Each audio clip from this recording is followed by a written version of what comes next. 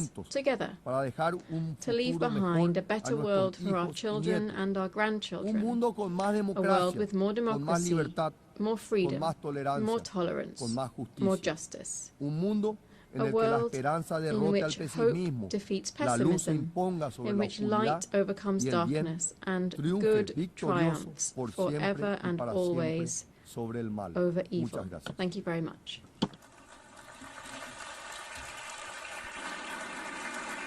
On behalf of the Assembly, I wish to thank the President of the Republic of Paraguay. The Assembly now will hear an address by His Excellency Al-Karis, President of the Republic of Estonia. I request protocol to escort His Excellency and invite him to address the Assembly.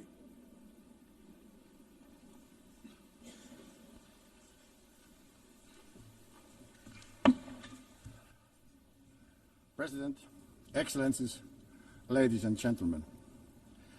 United Nations is an idea of a better world.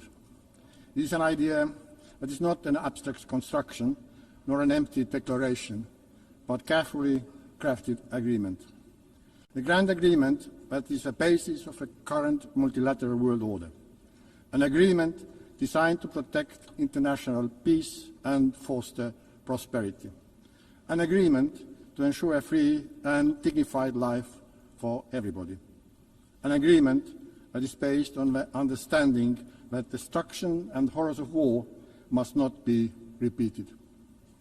Unfortunately, the international law-based multilateral system with the UN and its charter at the core that are supposed to keep us all safe is increasingly under strain. Its fundamental principles are violated in numerous conflicts across the world. Brutality prevails. We simply cannot let this go on. We all should be asking, what kind of future do we want? Will it be a world dominated by barbaric use of force and violence, where might is always right?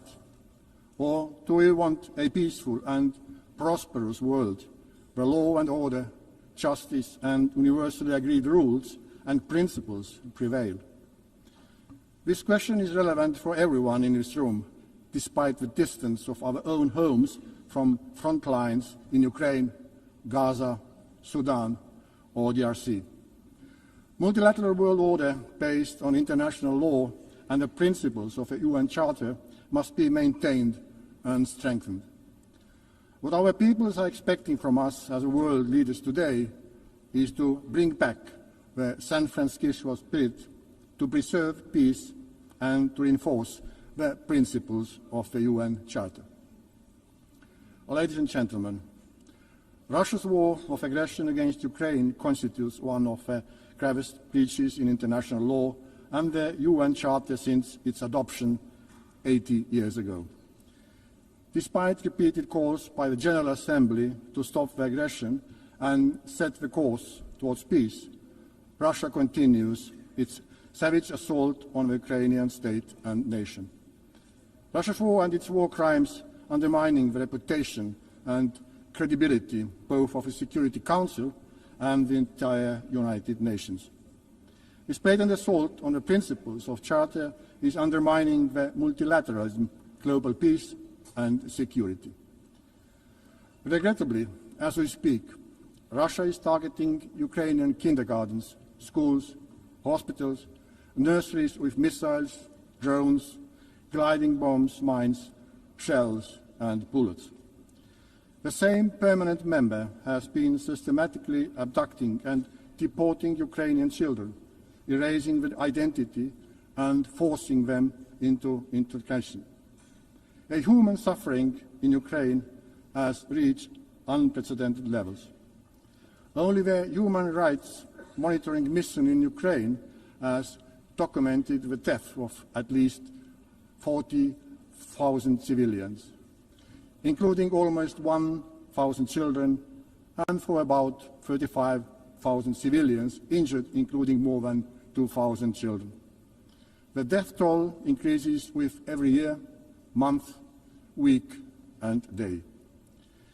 In total disregard of President Zelensky agreeing to ceasefire in March and the recent peace efforts by the United States, Russia has significantly intensified its campaign of terror with a barrage of drone and missile strikes on civilian targets.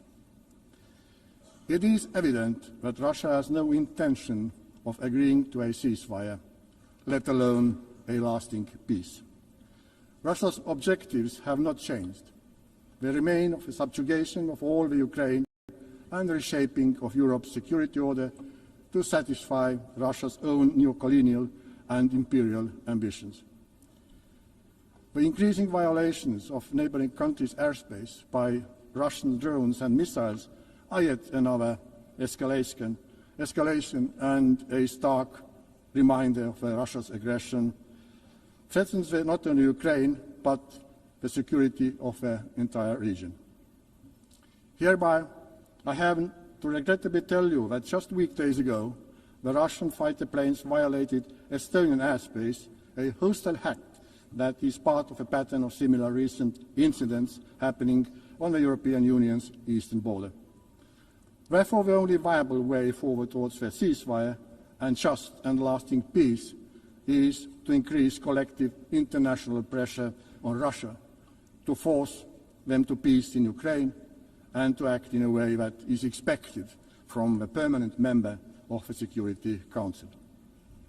Let me assure that my own country, Estonia, will continue to do everything possible to reinforce Ukraine's ability to defend itself in full conformity with Article 51 of the United Charter.